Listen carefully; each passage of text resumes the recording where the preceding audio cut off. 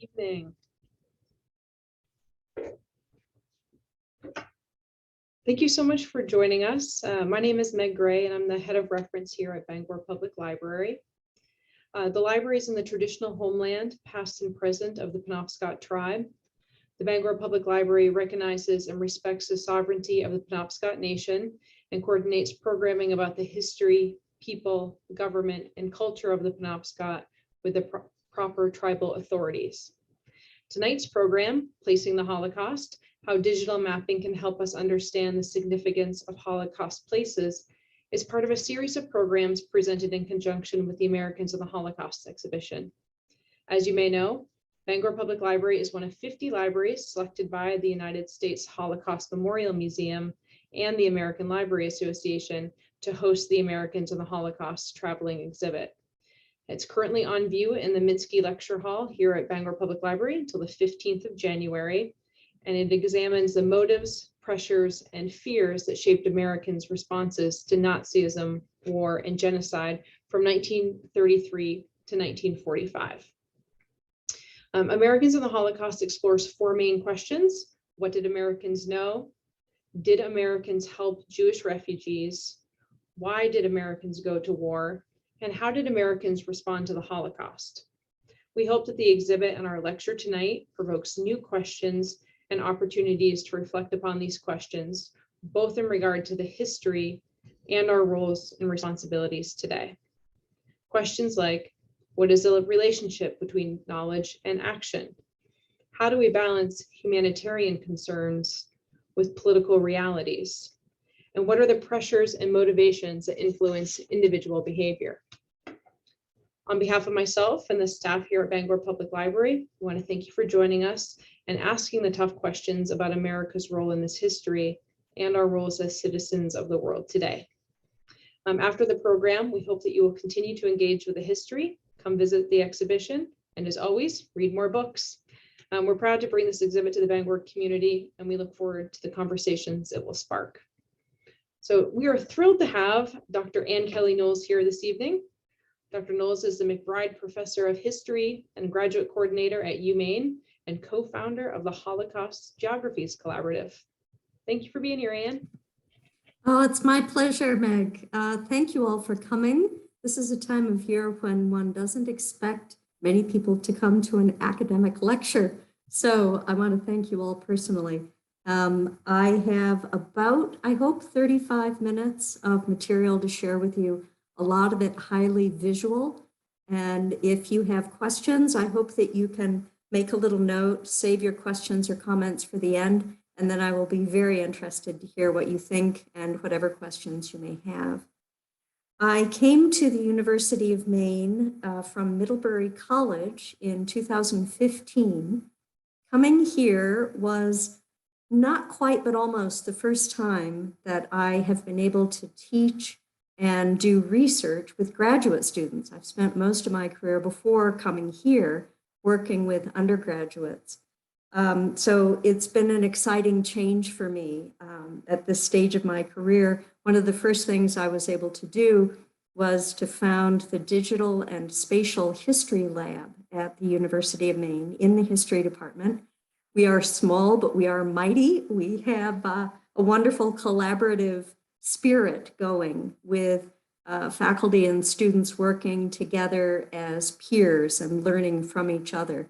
It's a style of research that I find constantly stimulating and rewarding. And much of the work that I'm going to share with you this evening is in fact by students I've worked with over the years. Before I began studying the Holocaust about 15 years ago, I was in a very different field. I was trained as an historical geographer, go geography, at the University of Wisconsin, and all of my early research was about the United States and immigration from, of all places, Wales. I speak Welsh. It's kind of my party trick, but I really do love the language. Os dwi'n siarad Cymraeg, does neb yn fy nabod fi.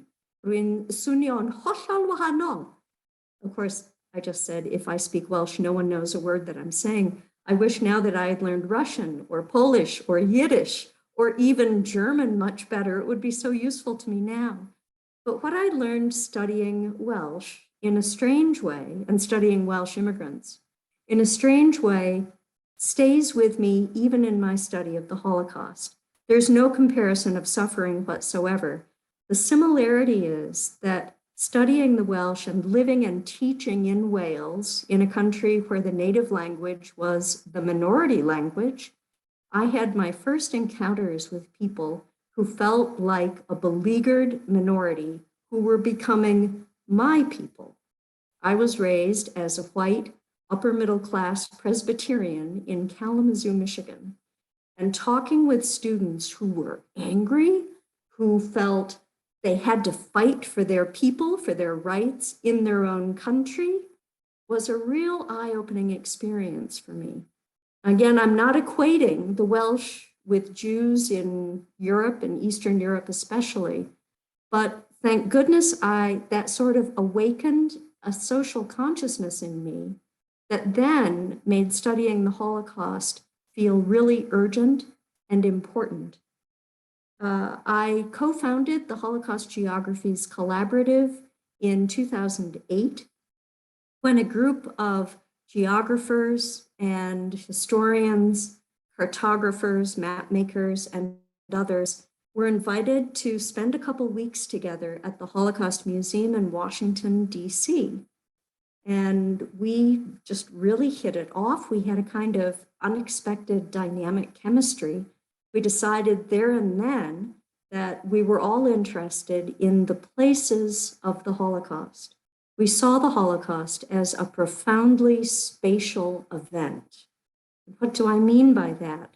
In my imagination, it's almost an endless list, beginning with the destruction of Jewish communities, the mass movement of millions of people, not just Jews, of course, but all of the people who were considered inferior or in the way or dangerous to the Nazi regime and their allies.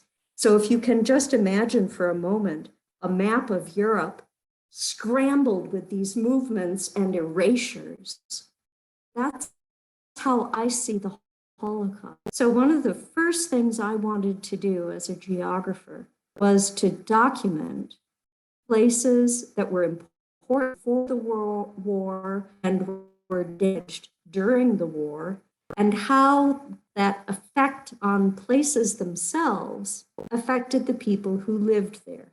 If you pause to think about your own life, this is, I think, hitting many of us during COVID, the places that we take for granted provide us comfort, security, and certainty.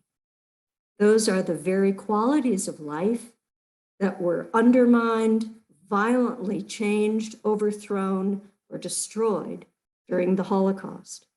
So it's become sort of my mission to try to explain why places are so important for understanding the deep and lasting effects of genocide.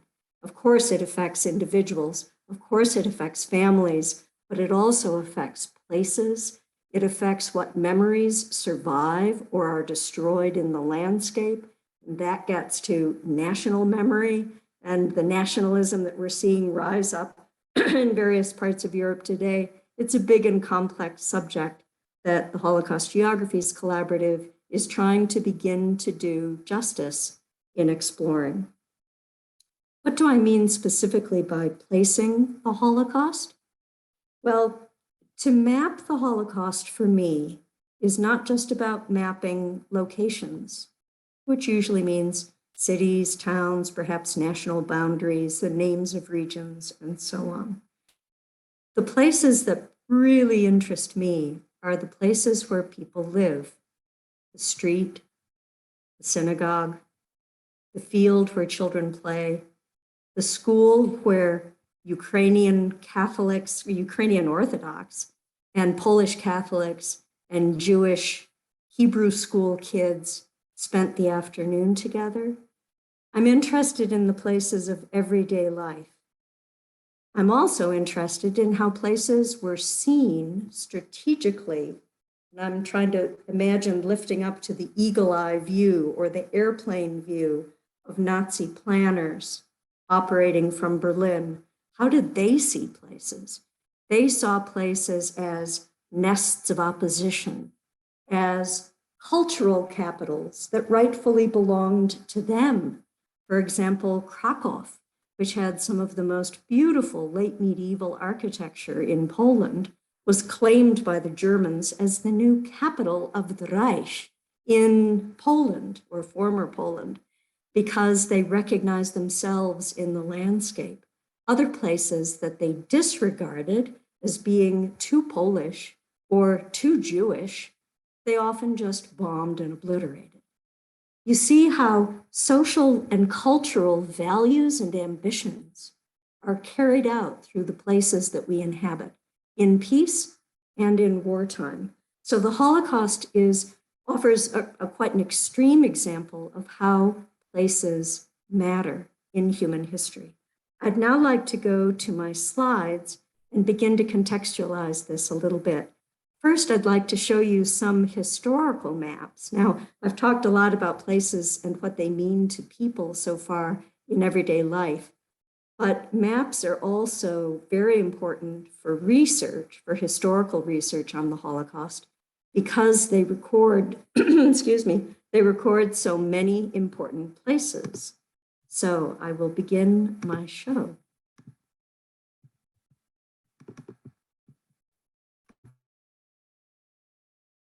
And before I begin, I would like to acknowledge that much of the research I'm showing and the images is not only done by the students who I will mention by name, but also by my colleagues in the Holocaust Geographies Collaborative, including a brilliant data designer and graphic artist and cartographer named Eric Steiner, who created this image of Europe with Auschwitz in the lower portion.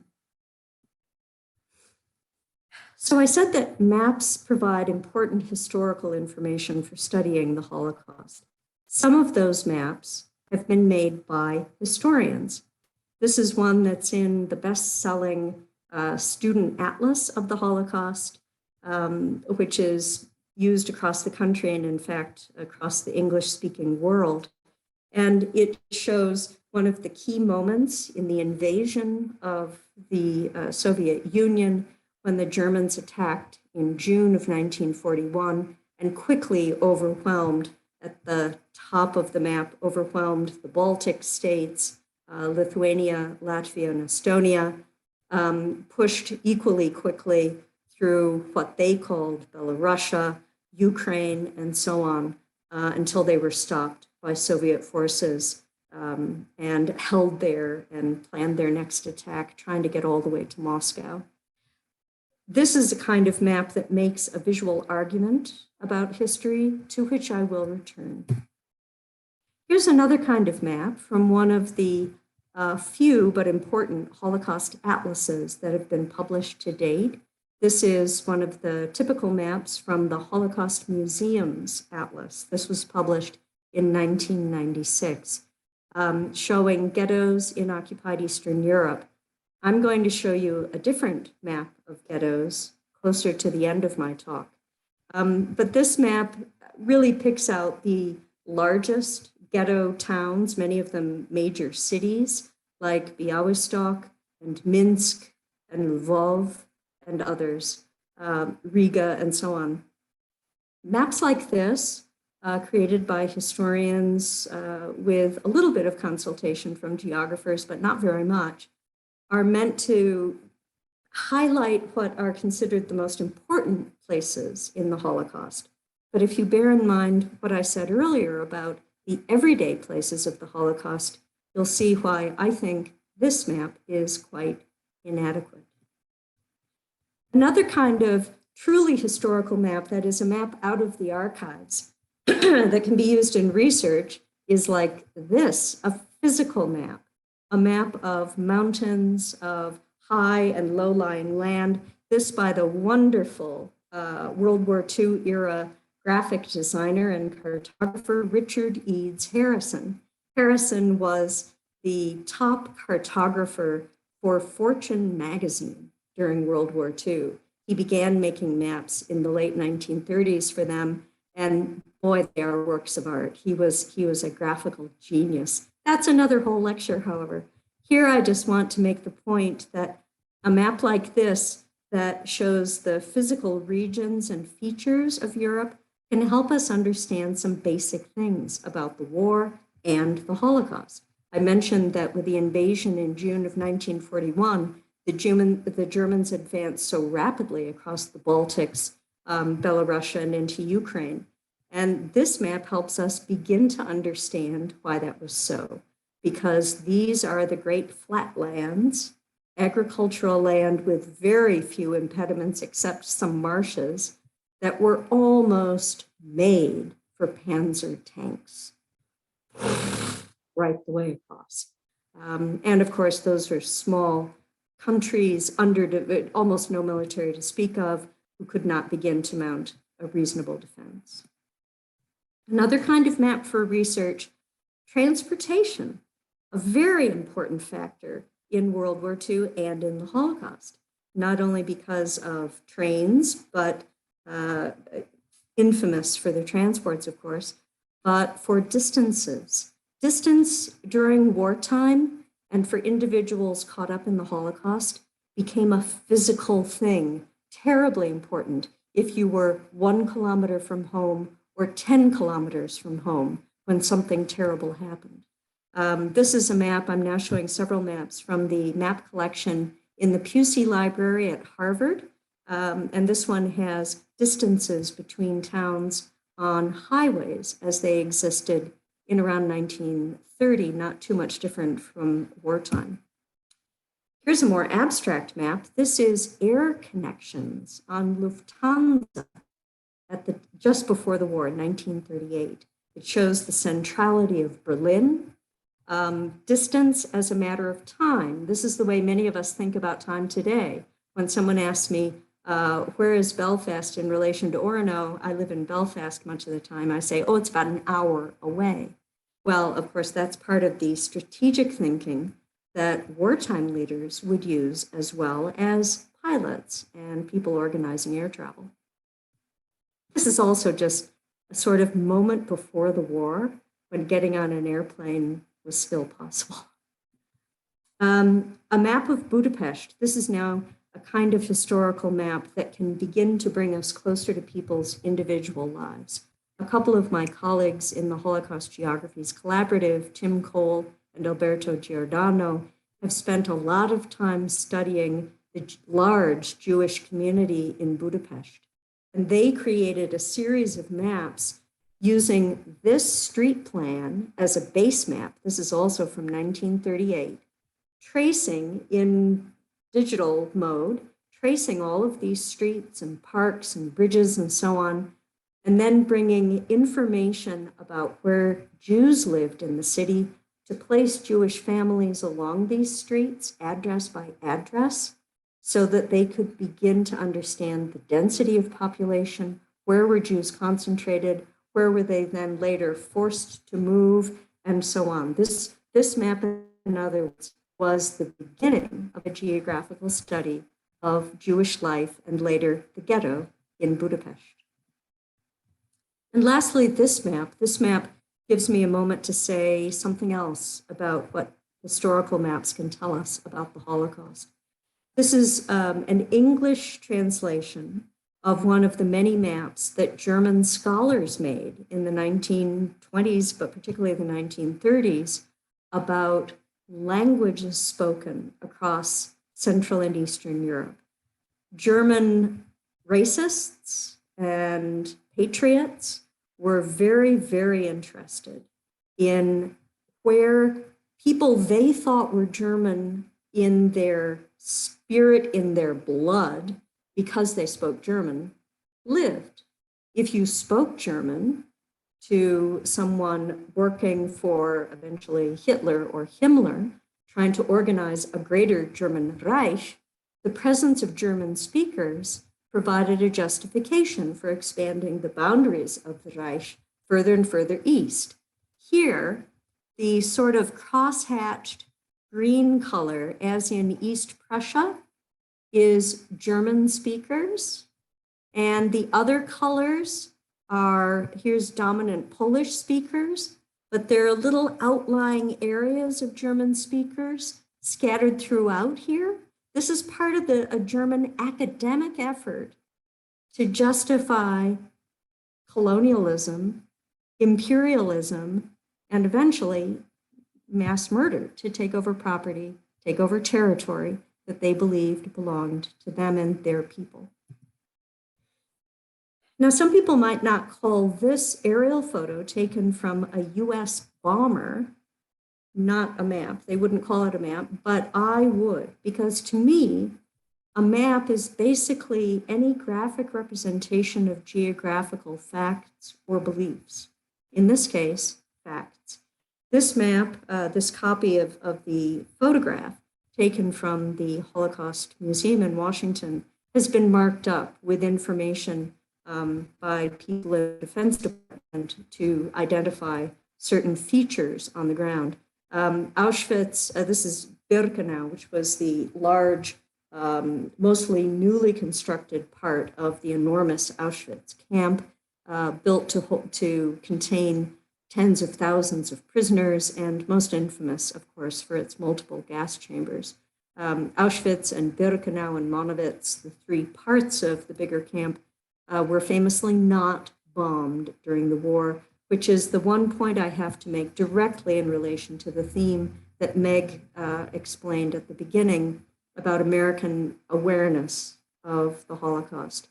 It's been well documented that the American government, many American leaders, and many people in the Jewish community in this country were aware that there was mass murder going on, at least by 1942, if not much sooner. And yet the US government and military decided not to bomb places like this. That's something we could discuss for a long time. So I said I was going to come back to a couple of maps. I want to come back to this one. This map makes a certain historical argument about the German invasion of the Soviet Union, I think. The thrusting black arrows, the lack of time here, also, it's just arrows in space, suggest to my eye a driving force that was not resisted, that basically covered the countryside and accomplished victory very swiftly. Now, thinking very, very broadly, that is true.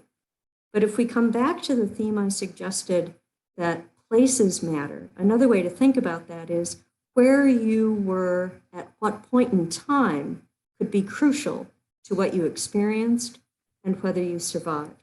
Let me show you some of the work of students that helped me realize this in the case of Lithuania. One of the first student projects that made me feel that I wanted to study the Holocaust probably for the rest of my life was this one. Two students, Alex Yule and Robbie Burton at Middlebury College, decided to look at one of the famous documents of the German invasion of the Soviet Union. A mid-ranking officer named Karl Jaeger typed up notes from his daily reports about the activities of the Einsatzkommando under his control. This was Einsatzkommando 3, number 3. They were ordered to get rid of opposition in the Lithuanian countryside, kill the partisans, which is fairly standard in sort of guerrilla warfare, but it turned to genocide in the summer. So what Jaeger did that was unusual was that he recorded day by day how many people were killed in which locations and whether they were men, boys, girls, children generally, or the elderly. This detail has been known for decades. This is one of the oft republished documents of German atrocities during World War II, the precipitation of the Holocaust in the country of Lithuania. But what Robbie and Alex recognized in these data, these numbers on the page, was a database. They extracted this information into a database connected it to GIS so that they could make maps with it and do other kinds of analysis, and came up with a new way of seeing this extremely important event in Lithuanian history. This is just a quick summary of the basic process I'm talking about. When we use GIS, we begin with an historical source, like any other historical researcher. We recognize in it attributes of textual and numerical data that also have location. Location is the key element, of course, if you want to map anything. So these basic steps make mapping possible. This is the area outlined in yellow that the report is about. And here is one of the results of their database, that in fact, the Einsatzgruppen attacks in Lithuania took place in 3 distinct periods, each with a different geography. From July 1, 1941 to the middle of August, almost all of the mass murders were concentrated along a highway that ran more or less through the middle, settlements along a highway through the middle of Lithuania and in the major town of Kaunas, and up in the north, just over the border into Latvia, a place called Daugavpils, where actually small numbers of murders were carried out for many days. It's kind of the exception. Then the pattern changed dramatically.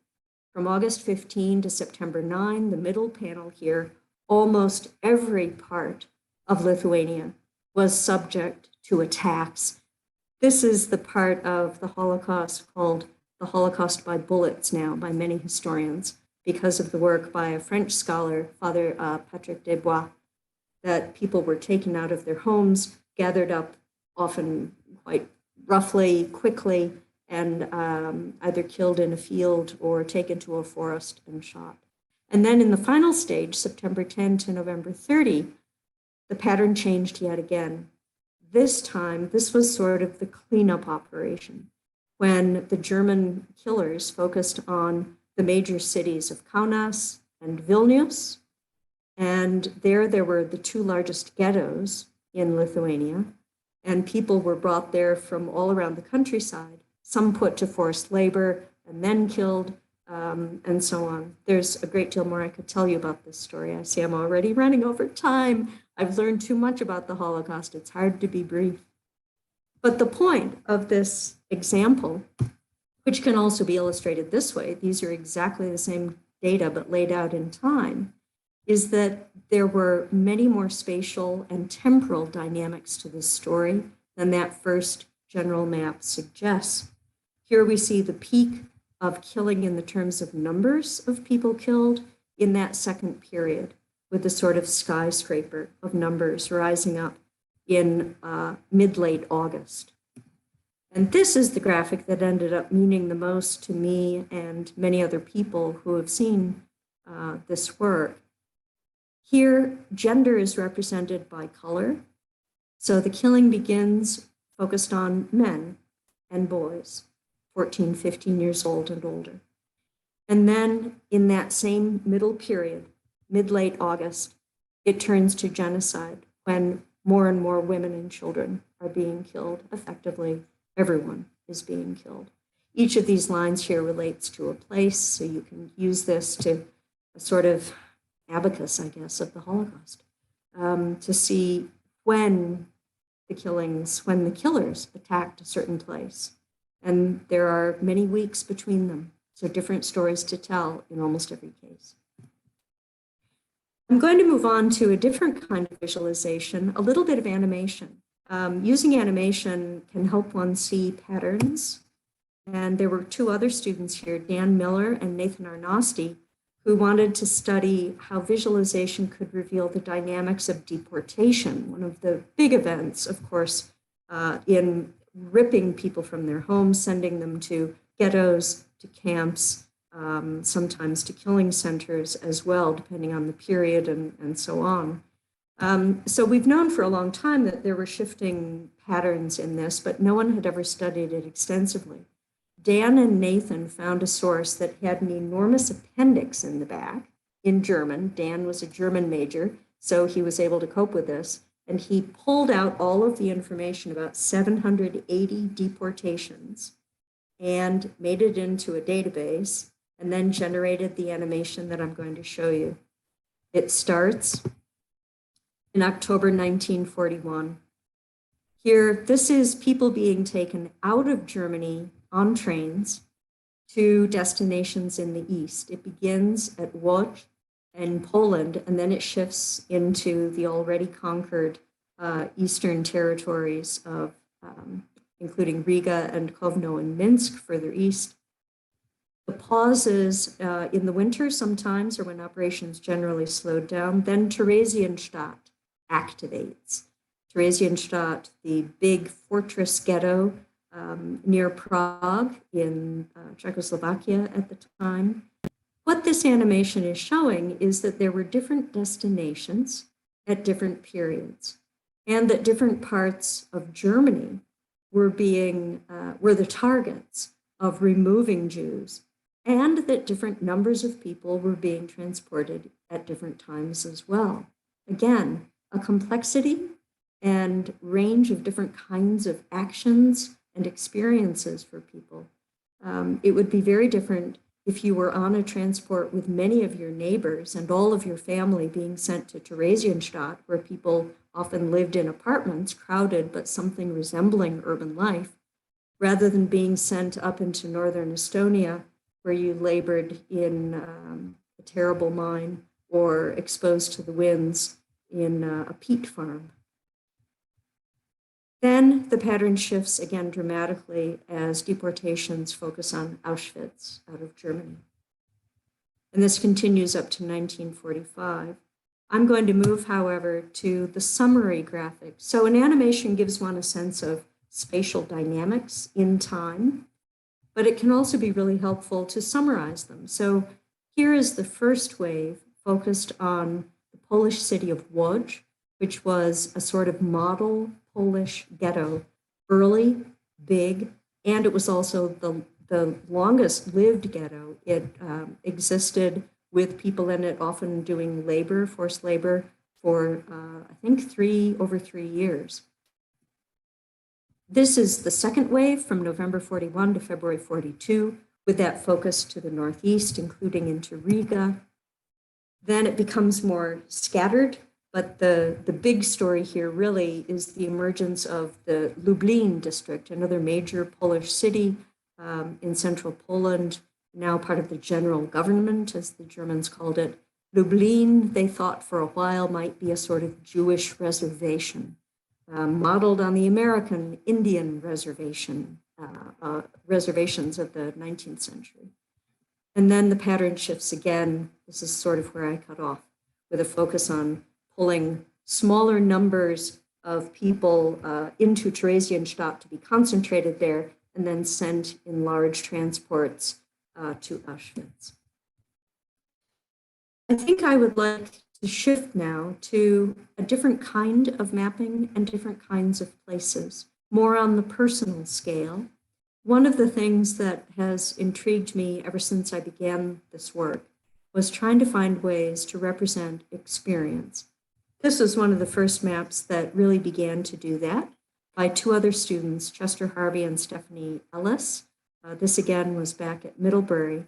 And this is the background here is topographic maps, military maps, actually from around 1938, that Chester was able to stitch together digitally to create a large canvas of places and countryside. And then the colored line going over that is the journey of a woman named Lucy Adelsberger, who was a German Jewish doctor who was sent to Auschwitz and then brought into the snows on a forced march as the Russians and the Allies were approaching in January 1945.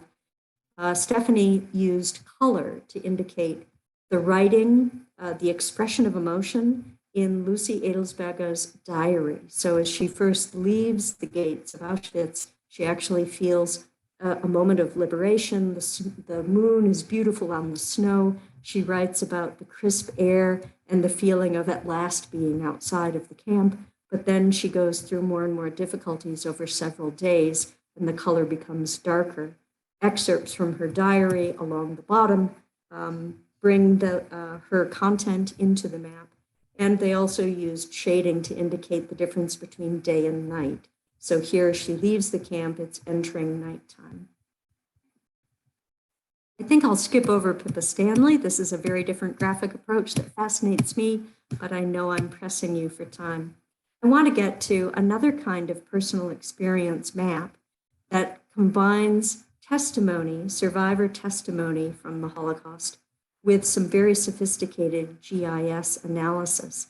This is the work of my current student, Maya Kruse, a wonderful young scholar from Denmark, who's now in her third year at the University of Maine. She's an interdisciplinary PhD student. That's why it's IPhD.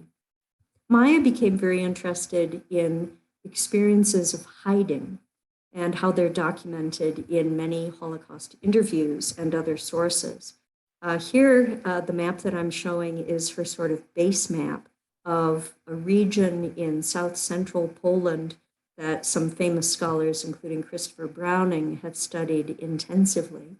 The green is areas that are indicated as forests on topographic maps. You see, I love topographic maps. I get all my students to use them if they can. So this was her starting point for hiding in this part of south central Poland. Forests were critical, but it wasn't just any forest. So what Maya did, and I hope this will make sense, is that she first went to testimony to see how survivors talked about their hiding choices, really. And they said a number of interesting things. First, that you wanted to be in the forest so that you could hide from passersby and from the SS and German military and so on. But you didn't want to be too far into the forest because then it would be too difficult to get to a town at night to steal some food or get some help from someone. So there was a balance there of distance. You wanted to be in a fairly steep area so that people wouldn't often come up looking for firewood. The hills would be a little too difficult for that, but you didn't want to be in a terribly steep area of terrain because then it would be difficult to escape, and so on. So she found qualities of landscape discussed in testimony and then converted them into layers in GIS to determine which parts of this forest landscape would have been the best or the most difficult for hiding. And her result is this map, where the yellow areas are often too exposed, or the terrain is actually too steep to be good for hiding. And the purple is settlement density. You want to be close, but not too close. The darkest sort of teal green areas on the map are the best hiding places. I think this is a very interesting approach. And I'm going to finish with a little more of Maya's work. I said at the beginning when I showed you the map from the Holocaust Museum Atlas that I was going to show you a different map of ghettos. That Holocaust map in the Atlas shows about 25 ghettos. In fact, in German-occupied Eastern Europe alone, the area in gray with gray dots on it on this map, there were at least 1,142 ghettos. So many places where Jews had lived, but were now confined, often with strangers brought in from the countryside. The other dots on this map are the SS-administered camps. Those, some of the famous ones, are familiar to all Americans, I think.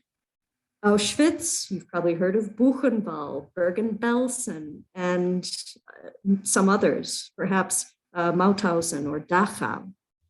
But there were, again, in fact, 1,111 SS-administered camps. The Holocaust Museum in Washington is now in the process of documenting over 40,000 places of interrogation, imprisonment, torture, forced labor, and mass murder. Our project is one that is trying to help them document those places geographically and then study what kinds of places they were and what experiences people had. So what we are now trying to do is design a website where we can deliver all of the data on camps and ghettos that we've been collecting and mapping over the last 13 years so that teachers and students, scholars, and the public can begin to learn about Holocaust places on their own. And that's where I will end. I welcome any questions, comments. I'm happy to go back to any images that you might like to see again. And I thank you for your patience.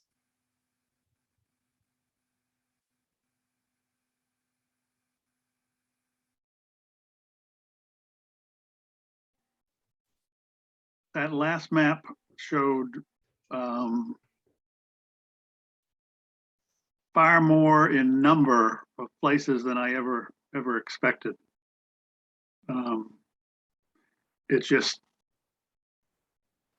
It's breathtaking in a not very good way. Yeah. Staggering. Yeah. We've developed a couple different versions of animations of the opening and closing of camps and ghettos. And when I show that, many people say it looks like a cancer going across Europe. One of the staggering things to me, I will never get over, is that the Holocaust took place almost everywhere. Because it wasn't just the ghetto, it was the streets that people were marched to get to the ghetto. It was the school or the synagogue or the barn where people were briefly held before they were put on a train. The Holocaust permeated the landscape. And the message I draw from that, which Americans are not to blame for this, but one cannot imagine, one cannot believe today that people did not know what was happening. There was widespread awareness among the populace, among local government leaders, among regional government leaders, among the press, and among the Americans who were at all plugged into international news. That's a sweeping statement. Ask me something more specific. How common is this kind of visual analytics used in research, and where are the centers in the country where it's most prevalent or most robust? It's very interesting to me. I really like it that you use the phrase visual analytics because that is exactly our approach. Our group is unusually analytical and systematic. There are a lot of people making maps today. You may have heard of story maps. They're very popular. The company actually that made the GIS software that we've used, ArcGIS, the company is called Esri. Their logo, in fact, is down in the bottom right. Esri's story maps make it easy to put some data in a geographic framework and tell a story with it. So, people use that to map their vacations or to map history. This kind of intensive analytical work, which has involved 4 years of effort of about 15 people on and off. I mean, at any given time, at least 6 or 7 of us working on developing these data is really unusual. Something many people don't quite appreciate is if you're going to map the past, you almost always have to start from scratch. The data are not just lying there, and certainly the databases are not lying there. So every dot that you see here has been placed by a person, and all of the attributes associated with that place have been entered by members of my research team and then checked by other members of the research team. But we hope it'll be useful to people. Oh, the centers. Yeah, The centers. and I have a question.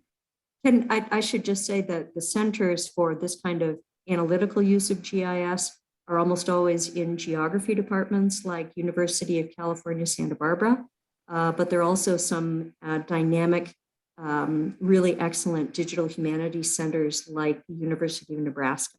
They're often at state universities with very large faculty groups working on this kind of thing. University of Minnesota is another.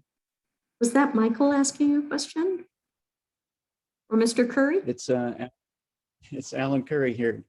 Yeah, and Yes. thank you. Great lecture. I really appreciated it.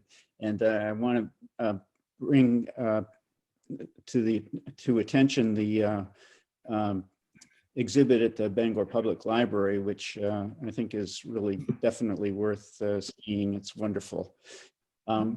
A question about Maya's work. I was really fascinated by the map and her work about the hiding place, and wondered if there actually confirmation with reports from individuals that she's been able to find evidence that the places that were looked like they were ideal were actually the ones that were used the most. Is there evidence for that?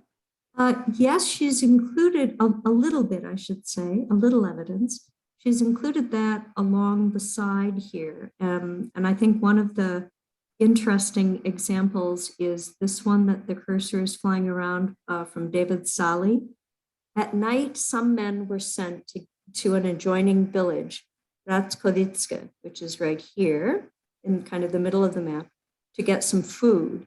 At dusk, we carefully made our way to the house of the village chief, who lived with a Jewish woman as his wife. With her help, we gathered the necessary food products and so on. And other parts of his testimony make clear that David Sally was hiding somewhere in this area north of Ratkovitska. The exact location isn't known.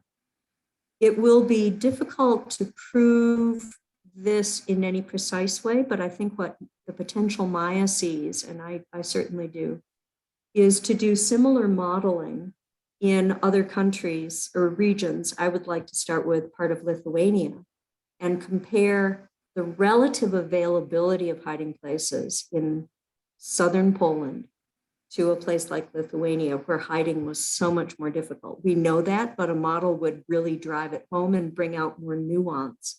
There are many, many more stories about hiding in southern Poland and in parts of across the border into Belarus, for example, and parts of Ukraine, also heavily forested, than in the much more exposed lands of the Baltics. Fascinating. Thank you. You're welcome. This is Frank. I have a question. So this is an interesting way to look at history. And I guess my question is, has this impacted how other historians talk about the Holocaust? I'm glad to say, I can finally say yes. For a number of years, our work seemed, I don't know, arcane or strange, or it didn't really compute when we began in 2008, 9, 10, 11. But there has been what scholars call a spatial turn in Holocaust studies at the major international conference called Lessons and Legacies. Our workshops and panels with young and middle-aged scholars presenting geographical research have multiplied. In the last 3 books of essays published out of those conferences, spatial research has become actually dominant. In 2 of the last volumes have been focused on spatial research. So it really does seem to be catching on. There are also a lot of younger scholars making websites, which is a great way for them to, easier for them than me to share their research. So it really does seem to be catching on. And I think that's, it's part of the younger generation's comfort and interest and sort of visual acuity, even though it also needs to be disciplined and trained and checked and so on. Thanks.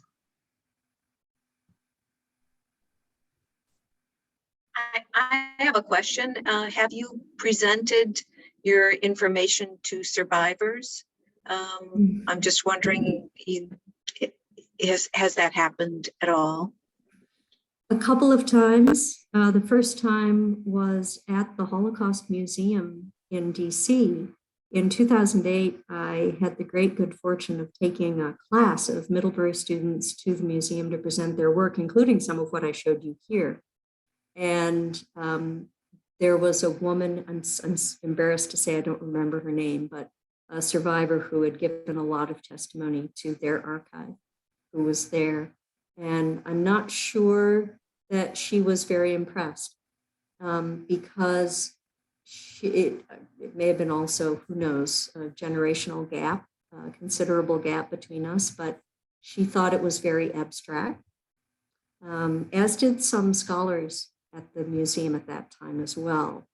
When I say there's been a spatial turn in Holocaust studies, I think that's because our whole familiarity with digital materials has changed in the last decade or 12 years. I haven't had the privilege of talking with survivors about this mapping personally. I would love to. I have a question. My name is Barbara. Here with Saul, my husband, and Saul's mother, who was a Holocaust survivor, lived with us for the last 9 years of her life. And she would talk about, I noticed that she would talk about people who died in the past tense, but she would talk about her community often in the present tense, as if it was still there somewhere. And I don't know what that meant to her, but it really, the way that she talked about it, I really learned a lot about that loss of place and that particular community and what that was for that to no longer exist.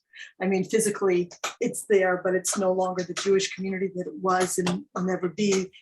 And I wonder, when I was watching that animation, I wondered whether anyone was working on that to kind of let us be part of that, kind of see the richness of those Jewish communities, and as they were taken apart, kind of see that, to kind of bring that home of that incredible loss of place. The last major data set that we are building for the Holocaust Ghettos project that I currently lead is called the Mass Removals Table. And we are documenting out of the Holocaust Museum's massive Ghettos Encyclopedia the removal of large numbers of people for forced labor, for local mass murder, and for deportation to extermination camps. Precisely because we decided, I'm sorry, I'm feeling chills from your question. We feel that it was as much the removal of people from a place and the horrible loss of those people and the decimation of the community that we should document, as it is the perpetrator actions. Do you see what I mean? So, and I will mention, I guess, I need to not be afraid of this, that I'm working on an atlas of the Holocaust that will be a very different kind of atlas. And one of the big printed plates in that atlas will be on that theme, the removal and the destruction of communities, the hollowing out of Eastern Europe in particular. Thank you. Yeah.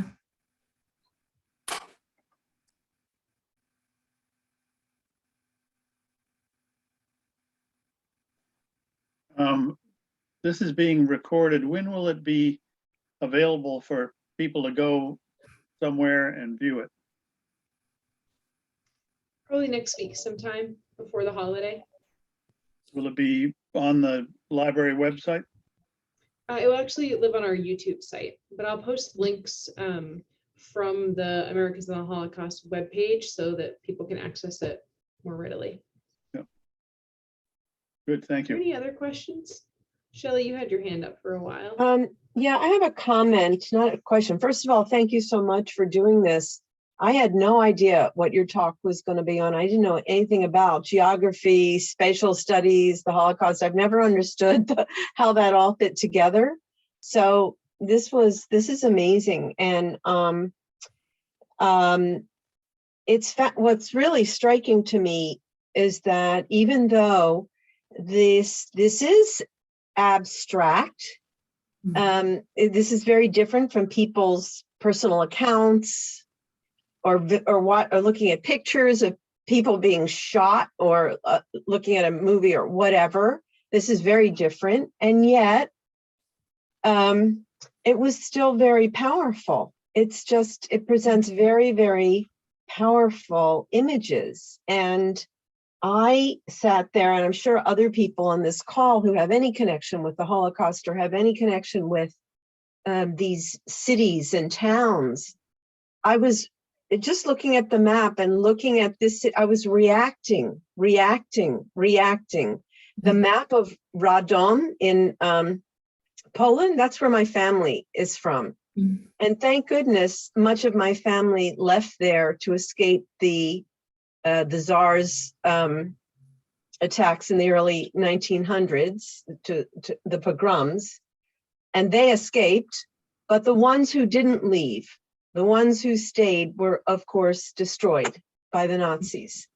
And you know, I was having reactions to a lot of different places like that, either where I have a connection, or I've been there, or I've, you know, or that name is like, oh, that's where my friend's name comes from. Of course, because his family lives from that town or that region. Or so just seeing the maps and seeing the names and hearing the names of these places was amazingly powerful to me in ways that I never, ever would have imagined.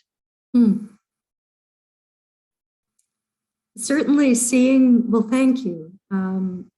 Seeing the extent, as was it Mr. Rich who commented sort of at the beginning, drives home that whole worlds were shattered here. Something else, though, that I really appreciate about your comment, Shelley, is that I have believed for a long time that one of the reasons geography in this country is not well understood and isn't part of our popular discourse is that geographers have not taken on the big stories of American experience, of American history, as we are trying to do. And they have also generally made maps that are technical and scientific. And I believe very strongly that emotion and interpretation belong in our visuals. We need to have as good data as we can, but the way you design it, the way you talk about it in your publications and presentations like this are also crucial. So I don't want to keep an abstract, remote scientific distance from my material. You can't do that with the Holocaust. So I'm glad that what I'm trying to do seems to be getting across. I think that our country's expansion to the West and the pre-Civil War and post-Civil War containment of Native Americans and relocation of Native Americans would be a really good study area for this kind of research. Show people a lot about the country in terms of geography that you don't learn in school, and also the history of our own Holocaust. There are more and more cartographers, some very creative people, including Maine's own Margaret Pierce, who lives in Rockport, who are mapping Indigenous history in very powerful ways. There also is some tremendous mapping work going on, a number of major projects on the history of lynching and the history of redlining. If you go on Google and say map redlining, for example, all sorts of great projects will pop up. So people are using these methods for some of those big stories.